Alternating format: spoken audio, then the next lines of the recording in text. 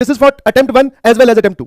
बहुत ही अच्छे तरीके से डाटा कलेक्ट करके लिए मैं आपके लिए लेके आया हूं। आप बस बात सुनते जाइएगा और इसी के ही बेसिस पर अपनी प्लानिंग कीजिएगा। एक चीज मैं आपको और अच्छे से बता दूं, आज जब आप ये डाटा देखोगे तो आपको अंदर से बड़ा ही पॉजिटिव महसूस होगा। समझ में आया? जेईई मेंस 2022 का अगर हम एनालिसिस करें, 2 शिफ्ट हुई थी, 1 जून में 1 जुलाई में। तो अगर हम उन करीबन एक 10 पेपर हुए थे मैथ्स के शिफ्ट 2 में आई बिलीव, और 8 पेपर हुए थे शिफ्ट 1 में, मतलब 2 सेशन में, टोटल 18 पेपर्स का एनालिसिस है ये। तो क्लास 11th के जब मैं चैप्टर्स देखता हूं तो सबसे ज्यादा वेटेज है सर सीक्वेंस एंड सीरीज का। आराम से देख लीजिए, ये पूरी पीडीएफ आपके पास आने वाली है, आप इसको आराम से डिटेल में देखिएगा। तो सर सबसे पहले हमें वो चैप्टर्स टारगेट करने हैं जिसका वेटेज बहुत हाई है। इस शिफ्ट में जब ये जुलाई में पेपर हुआ तो सीक्वेंस एंड सीरीज के पर चैप्टर आप ऑन एन एवरेज 2 सवाल बोल सकते हो, मतलब सर 2 सवाल आने बहुत बड़ी बात है। अलजेब्रा के चैप्टर से 2 सवाल आने तो इसका वेटेज बहुत हाई है। उसके बाद में कोऑर्डिनेट ज्योमेट्री हम लोग एक टर्म यूज करते हैं क्लास 11th में, दैट इज वेरी इंपॉर्टेंट। ध्यान सुनना मेरी बात। कोऑर्डिनेट ज्योमेट्री में क्या क्या है सर? एक तो ये straight lines and pair of straight line, उसके बाद में सर हाइपरबोला ये ध्यान रखना, circles and family of circles, और उसके बाद में पैराबोला और एलिप्स। तो ये 5 चैप्टर्स को इकट्ठा जत्था बनाकर हम लोग बोलते हैं कोऑर्डिनेट ज्योमेट्री। तो this is also very important. उसके बाद में आप देखोगे 2 बहुत ही प्यारे चैप्टर, मैथमेटिकल रीजनिंग और स्टैटिस्टिक्स। ठीक है, पुराने जमाने से एक सदियों से रीत चला रही है कि इनसे भी सवाल आते हैं।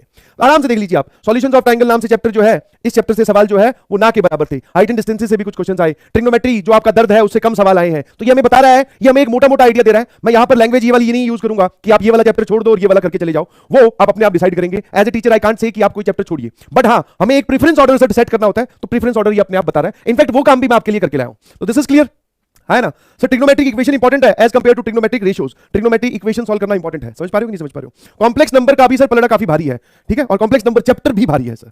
फिर मैं आता हूं क्लास 12th के वेटेज पर। दिस इज क्लास 12th के चैप्टर्स का एनालिसिस एंड वेटेज। देख लीजिए, सबसे ज्यादा जो ऊपर जा रहा है दैट इज 3D ज्योमेट्री, और उसके बाद में आपको कहीं पर वेक्टर्स दिखाई दे रहा है क्या? हाँ सर, हमें वेक्टर्स, वेक्टर अलजेब्रा, इन दोनों को कंबाइंडली मिलाकर सबसे ज्यादा हैवी चैप्टर जो है that is vector 3D and vector and 3D। समझ में आया? और ये आप पढ़ चुके हो।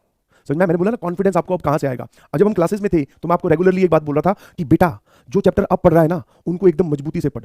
समझ में आया कि नहीं समझ में? हाँ, क्योंकि जब मैं ये दोनों ग्राफ्स एक साथ बनाता हूं तो सबसे ज्यादा पलड़ा भारी वेक्टर 3D का है, सेकंड नंबर पर एओडी का है, थर्ड नंबर पर डेफिनेट इंटीग्रेशन का है। ये तीनों चैप्टर्स आप पढ़ चुके हो। चौथे नंबर पर सीक्वेंस एंड सीरीज आ रहा है, समझो। 5वें नंबर पर फिर अगर आप आओगे तो और भी हमारे पास जैसे बहुत सारे चैप्टर्स हैं जिनसे मैट्रिसेस डिटरमिनेंट जो कि हम पढ़ चुके हैं, ठीक है, मैट्रिसेस डिटरमिनेंट जो कि हम पढ़ चुके हैं, लिमिट्स का सब बड़ा भारी है, कंटिन्यूटी डिफरेंशिएबिलिटी, ऐसे बहुत सारे चैप्टर जो क्लास 12th में हम डिटेल में पढ़ चुके हैं, उनका जेईई मेंस में वेटेज बहुत है। मतलब आप बोल सकते हो कि जेईई मेंस में 12th बहुत वेटेज रखती है जी।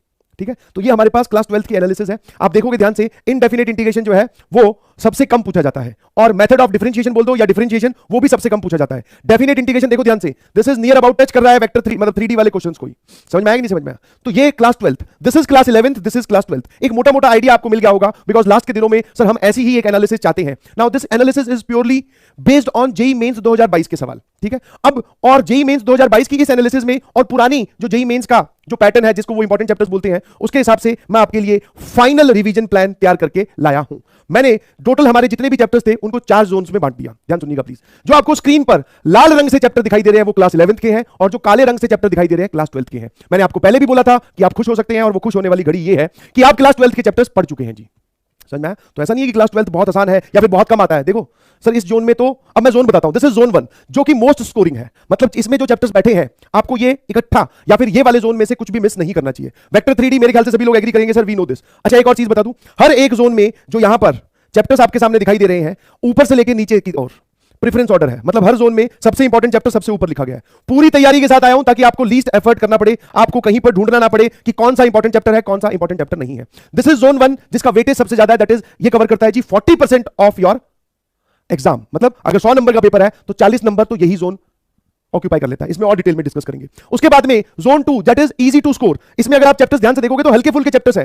पहला chapter matrices and determinant nature wise आसान है, छोटा होता है, सबको आसान लगता है। फिर सर बाइनोमियल थ्योरम, वापस ये जिस ऑर्डर में लिखे गए हैं ये इनके इंपॉर्टेंस के ऑर्डर में लिखे गए हैं। सबसे इंपॉर्टेंट ये, फिर ये जोन 2 का सबसे इंपॉर्टेंट चैप्टर है मैट्रिसेस एंड डिटरमिनेंट। फिर बाइनोमियल थ्योरम क्लास 11th का है, लाल रंग से लिखा हुआ है। लिमिट्स क्लास 12th का है। Mathematical reasoning class 11th, statistics class 11th, set and relation बोला है, फंक्शन नहीं बोला है, सिर्फ sets and relation. Set theory and relation मतलब types of relation, reflexive relation, symmetric relation, वो वाली की बात कर रहा हूं। फिर quadratic equation, heights and distances and differentiation. आप इस तरीके से मूव कीजिए। यहां पर एक भी ऐसा चैप्टर नहीं होगा जो नेचर वाइज आपको डिफिकल्ट लगे। अब इसमें से 12th वाले चैप्टर सर ये वाले हैं।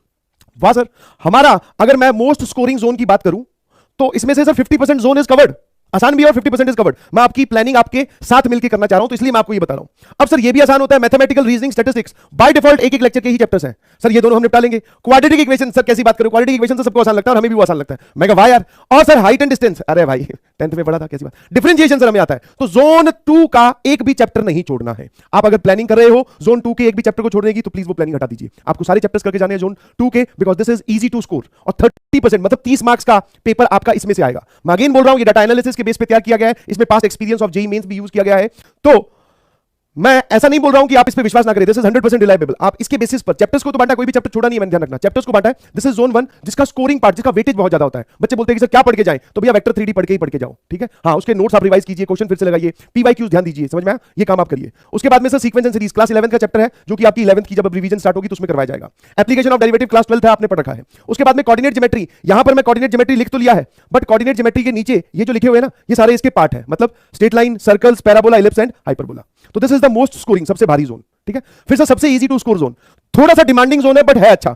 डेफिनेट इंटीग्रेशन आ गया, differential equation, area under the curve, ये इतने पार्ट को मिलाकर बोल देते हैं हम लोग इंटीग्रल कैलकुलस, ठीक है। ये आपने अभी ताजा ताजा ही खत्म किया, तो मेरे ख्याल से ये आपको एक मोटा मोटा आइडिया दे रहा है। नाउ सर ऐसा हो सकता है कि हमें जोन 4 का एक चैप्टर आता है, तो इसमें परेशान होने की जरूरत नहीं है। कॉम्प्लेक्स नंबर से सब सवालों की संख्या निकाली गई तो टोटल 22 सवाल पूछे गए हैं।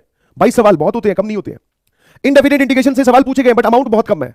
तो अगर आपको इसमें से कोई चैप्टर आता है तो आप परेशान ना हो। अब आपको ये देखना है कि आप कैसे आगे मूव करोगे। सिंस आपकी 12th हो चुकी है, 11th की अब रिवीजन स्टार्ट होगी, तो बच्चे जनरली क्या करते हैं, सिर्फ 11th करते हैं। उस चक्कर में एक महीना 11th इतनी जोरदार तरीके से पढ़ेंगे कि 12th वो अब भूलने लगेंगे। तो मैं आपको रिक्वेस्ट करूंगा कि 12th के चैप्टर जोन वाइज आपको दिखाई दे रहे हैं। वेक्टर 3D की रिवीजन कीजिए, एओडी की रिवीजन कीजिए, डेफिनेट इंटीग्रेशन को आप उठा लीजिए, मैट्रिसेस डिटरमिनेंट आप मत छोड़िएगा, लिमिट्स मत छोड़िएगा, differential equation, area under the curve, probability, ये सब अपने चैप्टर्स एकदम टिप्स पे कर लीजिए। और टिप्स पे कैसे होगा सर चैप्टर कोई भी, जब आप बार बार रिवाइज करोगे। और आपको कॉन्फिडेंस लेके आना है। मतलब what is the definition of confidence. ऐसे तो सर जेई वाले डिफिकल्ट सवाल किसी भी चैप्टर से पूछेंगे हम तो उसमें अटक जाएंगे। तो मैंने कहा एक कॉन्फिडेंस मतलब कि हाँ, हम कब ये मानेंगे कि हमारा चैप्टर तैयार हो गया है, जब हमने उसकी थ्योरी पढ़ ली, हमने उसके नोट्स बना लिए या शॉर्ट नोट्स बना लिया अब इस टाइम में, तो और हमने उसके पीवाईक्यू लगा लिए। समझ में आया कि नहीं समझ में, पीवाईक्यू लगा लिए। और जो भी आपने हमें रिवीजन दी, उसमें जो आपने क्लासरूम एग्जांपल जो भी बताए हमने वो कवर कर लिए। तो दिस इज द, फिर आप उसके आगे टिक लगा सकते हो कि हाँ ये मेरा चैप्टर हो गया। नोट्स वही शॉर्ट नोट्स, फिर क्लासरूम एग्जांपल एक क्लियर होना चाहिए बिल्कुल, और पीवाईक्यूज। और पीवाईक्यूज का भी ऑर्डर अगर मैं बात करूं तो सबसे पहले आप 2022, फिर 2021, फिर 2020, इस ऑर्डर में चलेंगे। समझ में आएगा नहीं समझ में, हाँ ठीक है, इस ऑर्डर में आप उल्टी और 22, 21, 20 ऐसे चलोगे पीवाईक्यू कवर करने, ठीक है। तो एक बेयर मिनिमम लेवल आप कम से कम हर एक चैप्टर के जवाब करो तो 30 से लेकर 50 पीवाईक्यू सॉल्व कर लीजिए प्लीज, ठीक है, इसी ऑर्डर में। जैसे आपने कोई भी एक चैप्टर उठाया, मान लो आपने एओडी उठाया, आपको 30 सवाल मिलके 2022 के, ठीक है। अब आपको 10 और करने हैं या 20 और करने हैं, तो आप 2021 के उठा लो 10 और 10 उठा लो 2020 के, ऐसे आप पीछे की तरफ मूव करना स्टार्ट कीजिए। तो मेरे ख्याल से अब आपको बहुत सारी चीजें एकदम क्रिस्टल क्लियर होगी कि कौन सा चैप्टर उठाना है और कौन से चैप्टर को हमें सबसे लास्ट में उठाना है, कौन से चैप्टर को हमें सबसे पहले उठाना है।